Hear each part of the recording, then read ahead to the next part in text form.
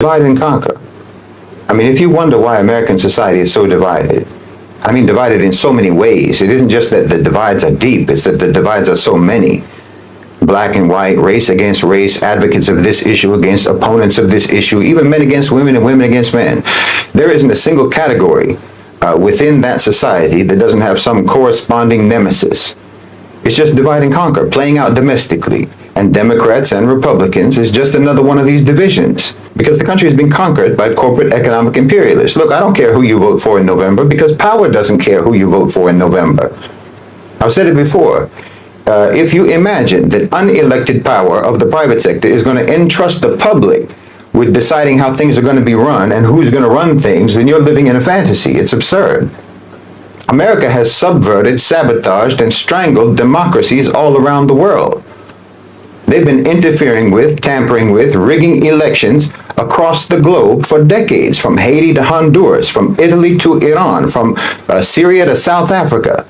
They've toppled governments, assassinated elected officials, fixed elections, bribed and bullied and bulldozed democracies on every continent for a century. They don't think that any population in any country in the world can be trusted to elect leaders who will safeguard the interests of the American elite. So what makes you think that they're going to trust you with that power? They rig elections and install whoever they want in country after country, but somehow you think that they're not going to do that in your country. Hello brothers and sisters, welcome back to the channel. I'm your host and presenter Agent Stories. Well, I'm hoping that you are doing super great from wherever you're watching me from. Now, there's something that Chad Bolson says, the inevitable fall of the United States. While this might seem far-fetched, but this is true. Remember, he said this somewhere way before November last year. And you could see everything that is happening now. Everything that he says is coming to happen, and everyone is seeing that happen. Usually, the goal of the political elite's interest is usually to leave the economy down. They have to gain at the expense of you, the citizen. They commodify your pain. Their interest comes first, whether Republican or Democrat. That doesn't mean that the problems of the United States will have to go away. Shade Bolson's assertion that the America is being driven towards inevitable decline by the elites is not a French critique. This is true because this is something that is said long before, election, but one that echoes long-lasting debates within political economy, sociology, and history.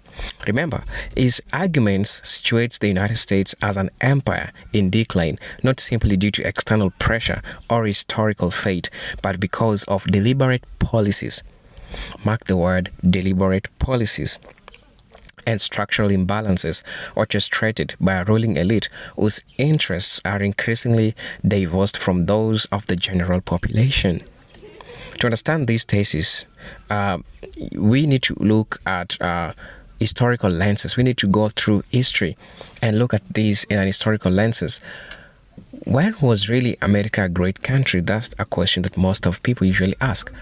The fall of America is inevitable because you get to understand the things that are happening to the citizens of the United States, all those massive suffering. But at the end of the day, everything that you see all these elites doing is performative. Whether Elon Musk, whether Mr. Donald Trump, all of these things is a rule by the system, and they have to play it in accordance to the script of the rule. Create chaos and confuse people out of it, and then push the agenda. Before people from the United States think about it, man, a lot has been done. So I want us to watch this video. Shade Bolson says that the American empire fall is inevitable. Let's watch this video. I'll be back, then I'll be sharing my thoughts at the end of the video. Well, how naive can you be? Listen, the election cycle in America is nothing but a mechanism for what you can call the campaign industrial complex, whereby billions upon billions of dollars of contributions, your money, are funneled into the private sector. I mean, when you donate to a politician or you donate to a candidate, where do you think that money goes? It goes directly to business. You're not doing anything but increase the revenue streams of consultancies, ad agencies, analytics firms, PR firms, media companies, social media companies, digital marketing agencies, events coordinators, on and on. This is nothing but the public providing basically an economic stimulus package to unproductive industries. It's a wealth transfer that you yourselves are participating in. You're literally just donating money to the private sector and getting nothing in return. Getting nothing in return except that you get to watch the most expensive fan fiction movie about democracy ever produced. I mean, look at the Democrats. Kamala Harris was just appointed as the nominee. She wasn't voted for. This is straight up succession, not election. There were no primaries. She hasn't had to outline her policy platform, and no one needs her to do that. All she has to do is to not be Donald Trump. This is the logic of demonization versus policy debate as a campaign strategy. No candidate has to win your approval as long as the whole election is framed in the lesser of two evils scenario. And what's the point of that? To make the pre-programmed win seem plausible, that's all. And to not leave any opening for dissent to manifest that might make the win seem implausible. Because, for instance, if voters actually have demands of this candidate or that candidate, and the candidate fails to address those demands, then it could cast doubt upon their eventual victory. And inevitably, if a candidate does address voter demands, well, that will always end up alienating some other faction of voters.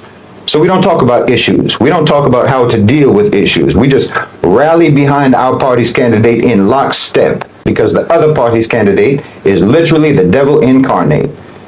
When you're operating in the lesser of two evils framework, you're always going to have decidedly low expectations of your chosen candidate, and that's perfect when the election is already fraudulent in the first place.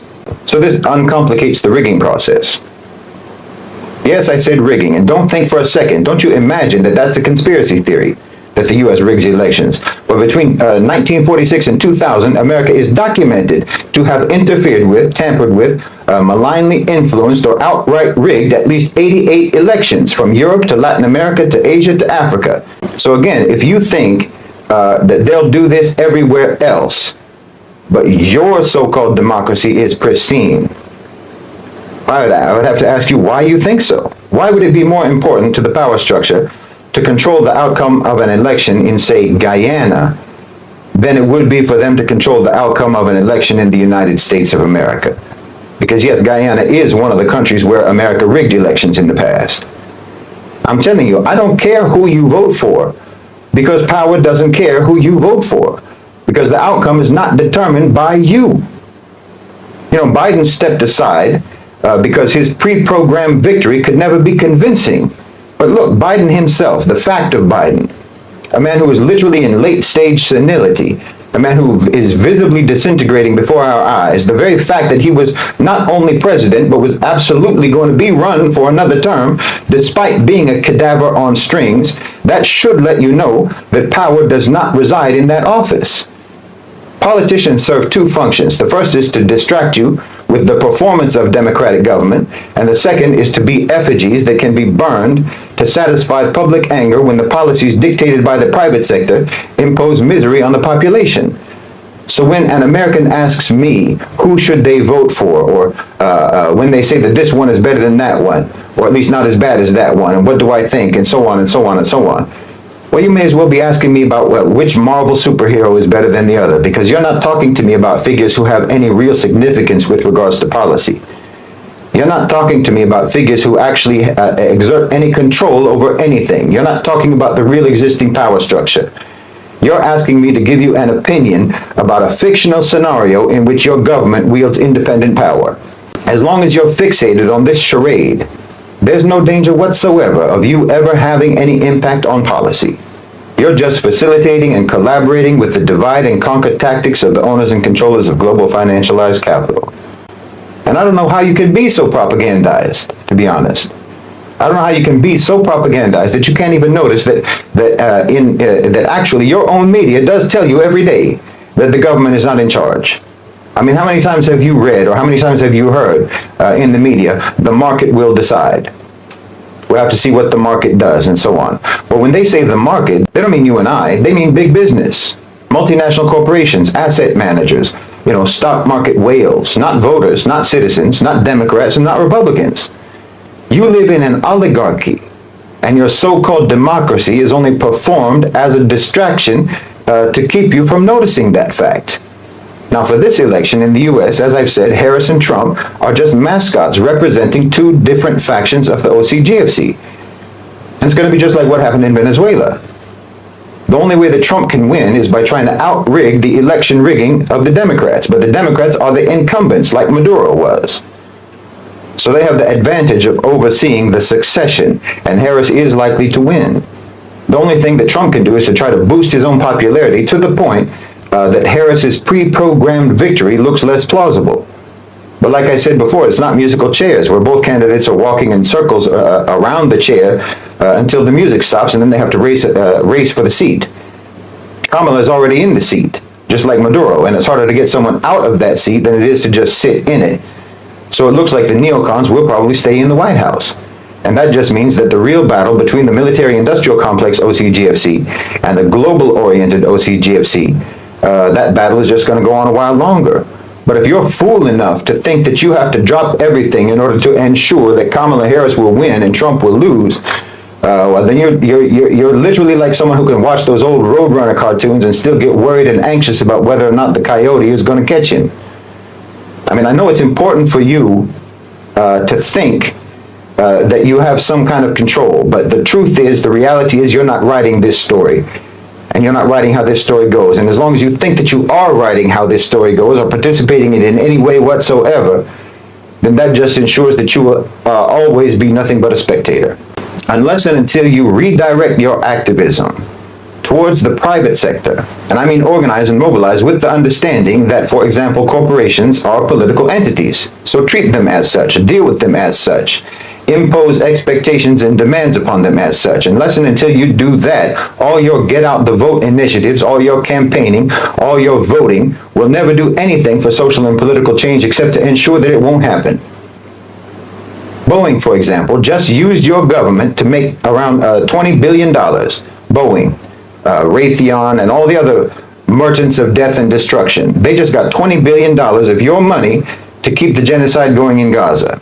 That's their policy. Zionism is their policy. Genocide is their policy, and they're doing it for money. And they give almost evenly to the Democrats as they do to the Republicans, except they give slightly more to the Democrats. And it's almost even between what they give to Kamala Harris and to Donald Trump. They contributed a bit more to Harris. I shouldn't actually say contribute, I should say invest, because they give that money as an investment from which they expect astronomical returns, which they will get. These are the entities that control your policy. It's not your ballot, it's their billions. Your government is captured, and your country has been captured, and power and decision-making has been transferred from the public sector to the private sector. Your laws and your policies are written by corporate lawyers, not by congressmen. You know, your democracy has actually become like the British monarchy. It's just an empty tradition. You know, you go out to vote the same way that British people will go out and line the streets just to watch the king pass by on a horse and carriage. It's just a nod to the lore and heritage of your society. It's a ritual that has no real significance beyond the psychological and the emotional. It's a collective, society-wide, self-soothing gesture. America is a corporate authoritarian system cosplaying as a democracy. And everybody around the world sees you. You know, you people who are campaigning for Trump or campaigning for Harris, everyone around the world sees you as someone who's like at a cosplay event and dressed up like Iron Man, but who actually thinks that the buttons on his costume work. We have to elect Trump, or the meteor is going to destroy the earth. We have to elect Harris, or multi-dimensional aliens will kill us all. You're really invested in the fantasy storyline. But nobody in the world thinks that your democracy exists except for you. Because we know all too well what your democracy looks like when you export it to us. And you have the same one that you sent us, which means that you don't have one either. Look, you are not constituents of politicians, you're constituents of companies, and you need to organize yourselves along these lines. Democratize private sector power. At some point, your activism and your strategy has to actually be informed by the real existing power dynamics in your society, not just by the official version of the power structure that they taught you in civics class. Until you do that, I'm telling you that the harder you work for this party or the harder you work for that party, well, you're doing nothing but fortify and reinforce your own disenfranchisement and your own irrelevance. You are very critical of Western civilization. Would you say that you are an Islamic or Muslim supremacist? Yes, of course. Of course. Muslim supremacist, of course. Islamic supremacist, of course. And there's nothing wrong with that. There's not a thing wrong with that. You're a Western supremacist. You believe in the supremacy of your values. You believe in the supremacy of your belief system.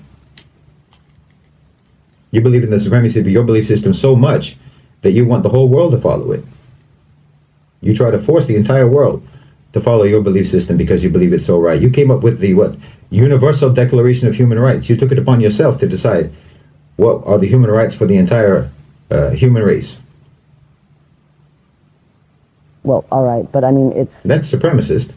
You believe that you have the authority, you have the right to decide what are the rights of human beings everywhere in the world forever. And your belief in your right to do that has been brutally manifest all around the world for centuries.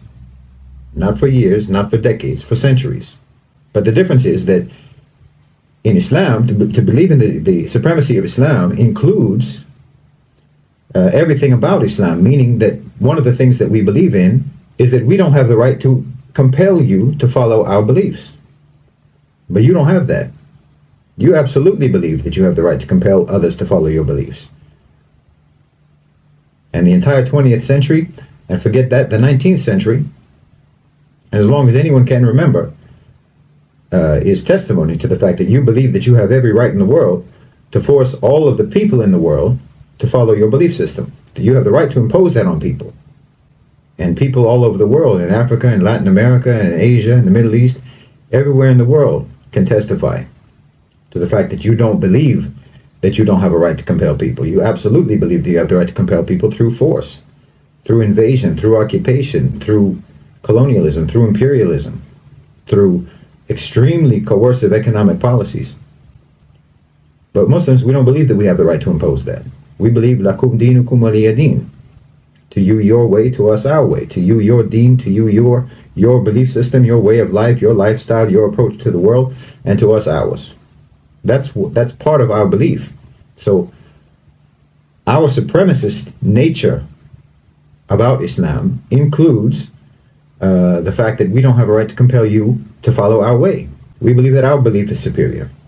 And we believe that anyone who follows that belief is following a superior belief system. And of course, I fully believe that following Islam is the best way for any human being to live their life.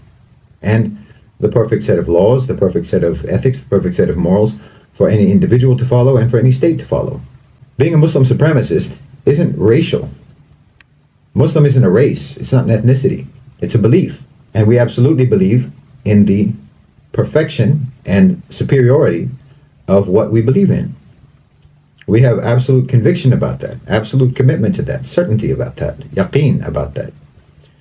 But do you have that about yours? Do you have that conviction about yours? You're very busy trying to impose it all around the world, but when times get tough for you, your so-called Enlightenment values go out the window, don't they? I mean, when there's too many diverse opinions in your society, then you start creating bureaus and departments in the government for combating so-called disinformation. Freedom of the press is out the window. When times get tough, you ban protests. You arrest people for protesting. Freedom of assembly out the window. When your belief system becomes difficult to maintain, difficult to preserve, you throw it under the bus without hesitation. But that's not the case with Muslims.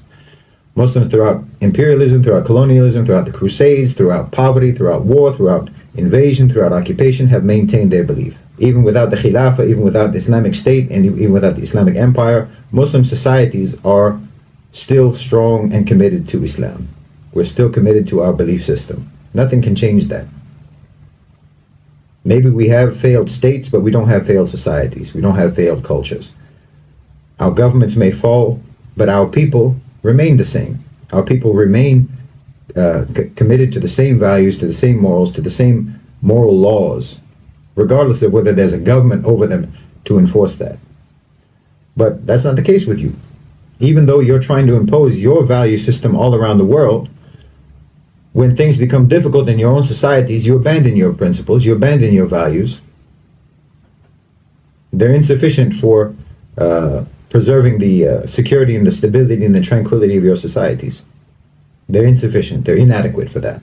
So that alone, along with many, many other things, that alone shows me the inferiority of your value system, the inferiority of your belief system, and the superiority of Islam.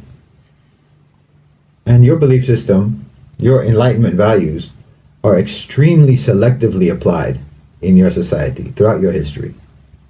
They apply to some people and not others. It's like in George Orwell's Animal Farm. Some people are more equal than others in your society. Your value system is not evenly applied. I mean, there's obvious examples everyone knows about. But just look at democracy, for example. You want democracy all around the world, supposedly. You say that you want democracy all around the world, so-called. But you don't even apply democracy. Let's just, for the sake of argument, let's pretend that you have a democratic system in the United States, and it's an actually healthy, functioning democratic system, which is obviously not the case. But let's just, for the sake of argument, pretend that it is. You don't believe that democracy is important, for example, in the private sector. You don't believe that businesses, that companies, that corporations should be democratic. Your belief in the supremacy of democracy does not extend to the private sector. Corporations don't have to be democratic, do they? In fact, corporations are sacrosanct. It's sacrilegious to say that there should be any intervention in the private sector to make it actually accountable to the population, accountable to the public, accountable to the workers. And anyone who even talks about something like that, anyone who even suggests that companies and corporations should be democratic, will be persecuted. I mean, look at the struggle that organized labor had in the United States. Coal miners were literally bombed from the sky when they tried to organize and secure their rights and have some kind of democratic representation with the coal companies. When just now, when the railway workers were wanting to strike for better wages, for more humane working conditions, more rational and reasonable and fair workloads that would actually help to guarantee the safety of those trains, Joe Biden and the government prohibited them from striking. Where's the democracy?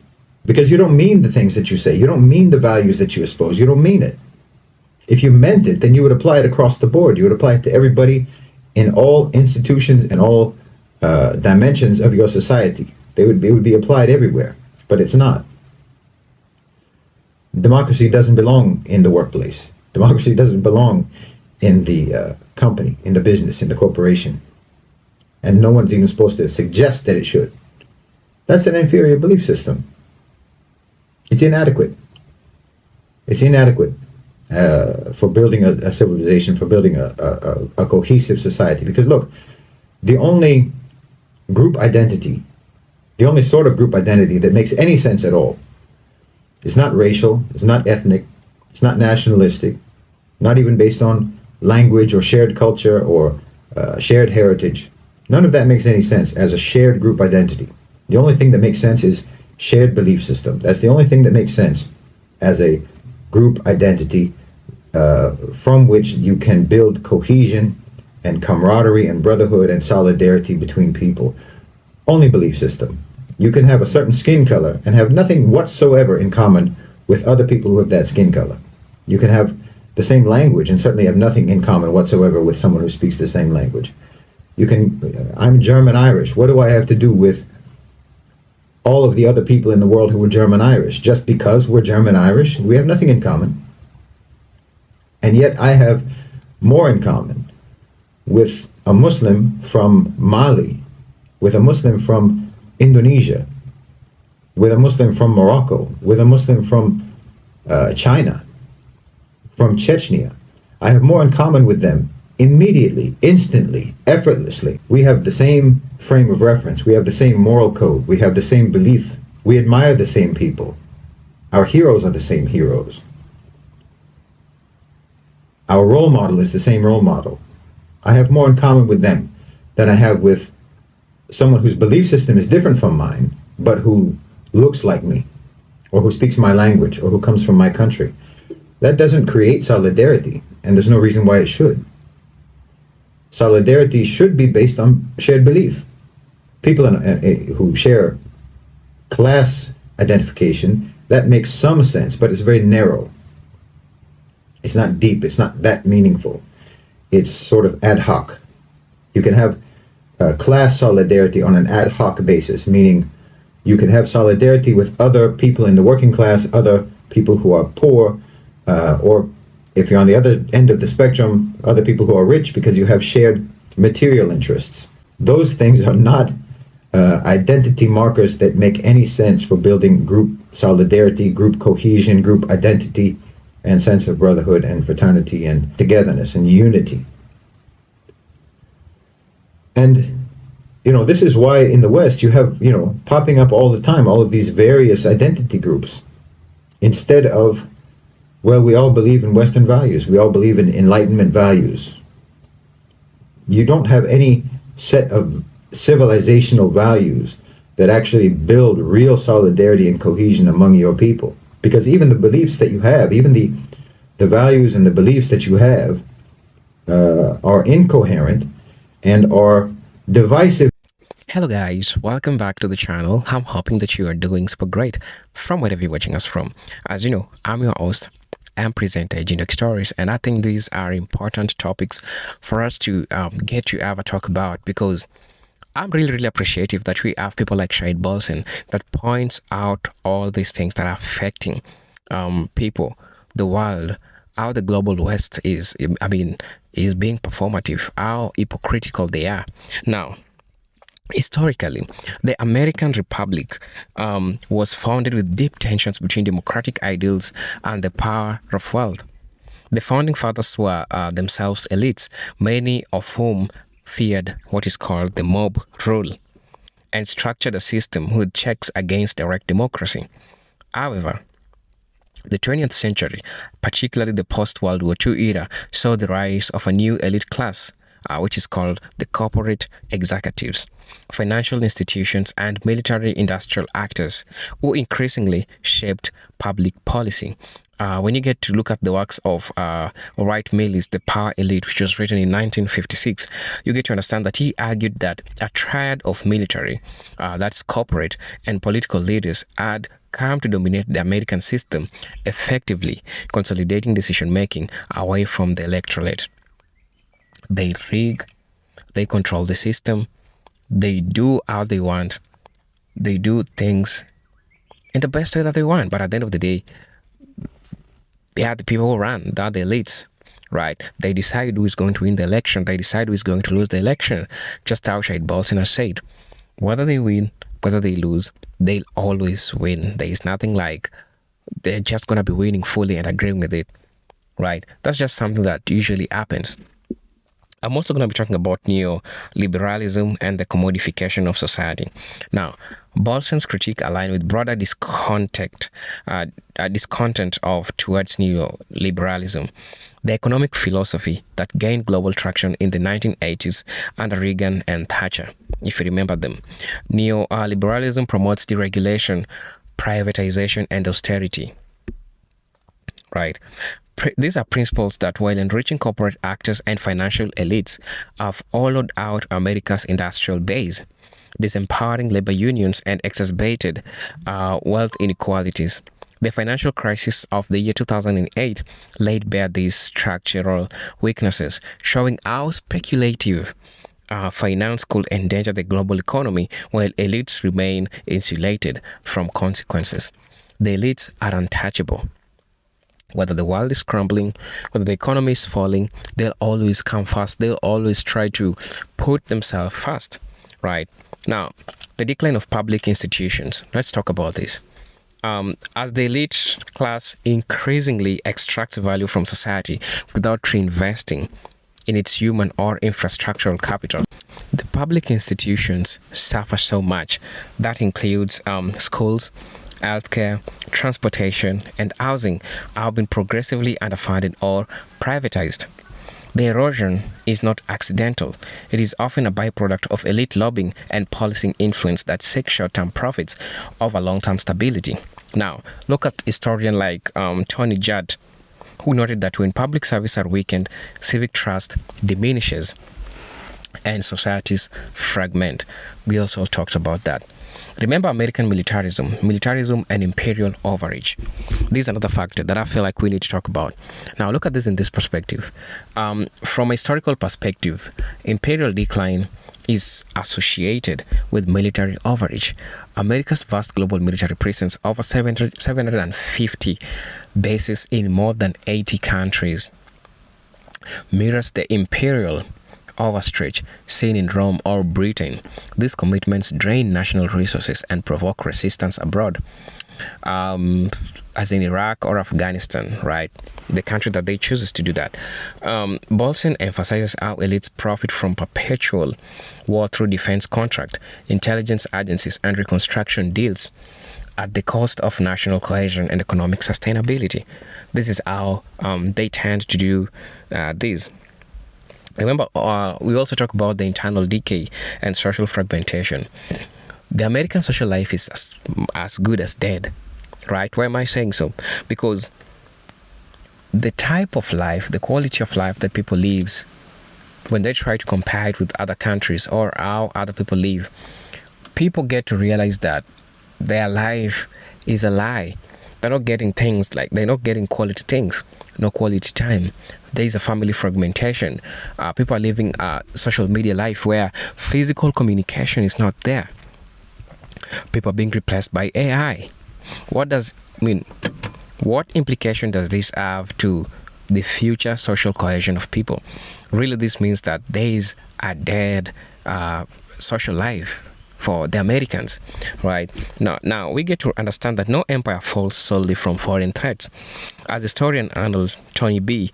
argued, civilizations declined not from external pressure alone, but from internal decay and inability of the ruling class to adapt or to serve the broader population.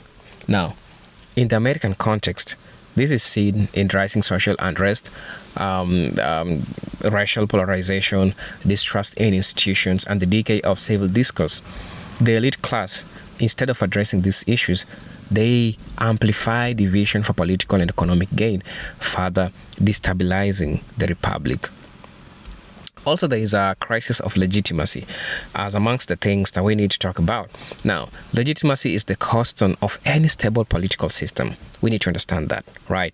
Now, as wealth inequality widens and opportunities for upward mobility diminish, large segments of population feels alienated from the political process.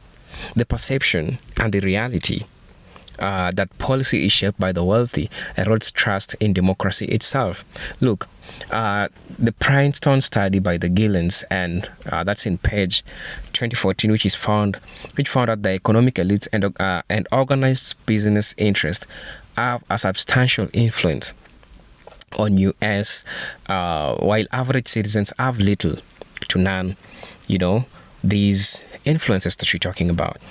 Also, get to understand the role of technology and surveillance. This is something that really happens.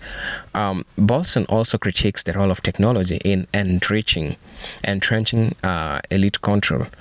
Tech corporations now mediate nearly all forms of communication and commerce, wielding unprecedented power over speech, behavior, and labor markets.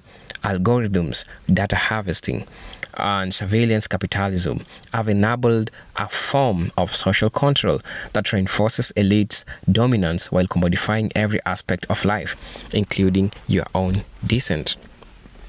Also get to understand the specter of controlled collapse. This is an engineered collapse. This is a collapse that is planned, and everything that you're seeing is being orchestrated. Everything that you're seeing is being performed. All of this is performative.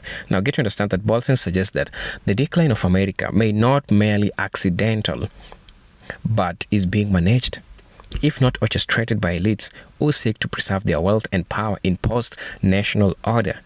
This aligns with the perspectives from critical theorists like Naomi Klein when he talked about the shock doctrine, and Michael Parenti who argue that disasters, that's from economic, environmental, or social, are often exploited to restructure society in ways that favor capital over community, right? Also, we get to talk about historical parallels with late Rome and France. Now, historical parallels with the late Rome of pre-revolutionary French aristocracy provides cautionary tales. In both cases, a ruling class became increasingly decadent, aloof, and disconnected from the suffering of the masses. These elites resisted reform, believing their wealth insulated them from collapse, until revolt and disintegration came from within. America's growing wealth disparity, that civic disengagement and cultural decadence reflect similar warning signs. Right. All of these reflect similar warning signs. Also get to understand the absence of moral compass. Another dimension to Bolton's critique is the moral bankruptcy of the ruling elite, guided more by profit than ethical responsibility. This is true. They have undermined the social fabric through relentless commodification, disinformation, and consumerism. This has fostered a population more distracted than mobilized, more divided than united, and more dependent than self-sufficient. Conditions ripe for societal breakdown. Right. Let's talk about resistance and the possibility of renewal. Despite the grim of diagnosis, history also shows that periods of decline can be followed by renewal. If reforms movements march that challenge elite dominance and rebuild institutions, the progressive era, the civil rights movements, and the labor struggles of the early 20th century are examples of grassroots resistance altering the course of American society. Whether a similar revival is possible today, this still remains uncertain. So really, let me know what you think about this video, right? Because what Shahid Bolton ends how all of these things that we're seeing is being controlled. All of this is just a game, and everything that we're seeing is being orchestrated. Let me know what you think about this in the comment section. I'm your host and presenter, Juke Stories, but until then, let me see you in my next video. Peace, love, and harmony. Salute.